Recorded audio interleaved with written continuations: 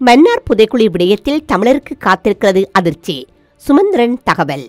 மன்னார் புதைக்குழி விடயத்தில் கார்பன் பரிசோதனை மூலம் காலத்தை நிர்ணயம் செய்யும் நடவடிக்கைகள் நடந்து வரும் நிலையில் அதன் மூலம் இந்த கொடூரம் நடந்தேறிய காலம் உறுதிப்படுத்தப்படுகின்ற போது அது தமிழர் தரப்புகளுக்கு அதிர்ச்சிகளை கொடுக்கும் என நாடாளுமன்ற உறுப்பினர் M.A. சுமந்திரன் தெரிவித்துள்ளார். வெளிநாட்டு வானொலி ஒன்றுக்கு வழங்கிய விசேட செவ்வியிலேயே அவர் இந்த தகவலை வெளியிட்டுள்ளார். மன்னார் புதைக்குழி விடயத்தில் தமிழ் தேசிய கூட்டமைப்பு அதிக சிரத்தை காட்டவில்லையே என்று அவரிடம் கேள்வி எழுப்பப்பட்டது. அதற்கு பதிலளிக்கையில் அவர் மேலும் கூறுகையில், மன்னார் புதைக்குழி விடயத்தில் நாம் மௌனம் காக்கவில்லை. பல இடங்களில் அது குறித்து பேசியிருக்கின்றோம்.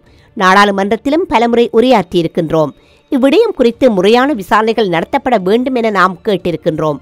இதில் பிரதானமானது அந்த புதைக்குழி சம்பவங்கள் எந்த காலப்பகுதியில் இடம்பெற்றவை என்பதை திகதியிடுவதாகும்.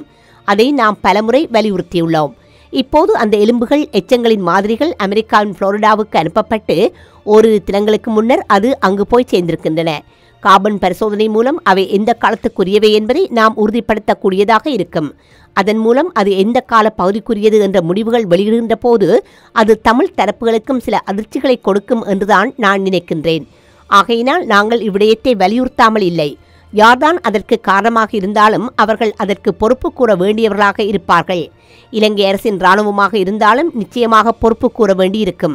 அல்லது தமிழ் தரப்பிலே ஏதேனும் ஓர் ஆயுதக்குழு இதற்கு காரணமாக இருந்தாலும் அவர்களும் இதற்கு பொறுப்பு கூற வேண்டிய தேவைப்பாடு இருக்கும். இந்திய அமைதி காக்கும் படை அந்த இடத்திலே இருந்திருக்கவில்லை என்று கூறப்படுகின்றது. அது குறித்தும் நாங்கள் அவதானிக்க வேண்டும்.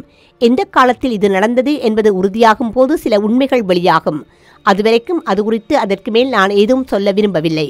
ஆனால் காலம் அறியப்படும் போது பல அதிர்ச்சிகள் எமக்கும் காத்திருக்கின்றன என்பது மட்டும் எனக்கு தெரியும் என குறிப்பிட்டுள்ளார்.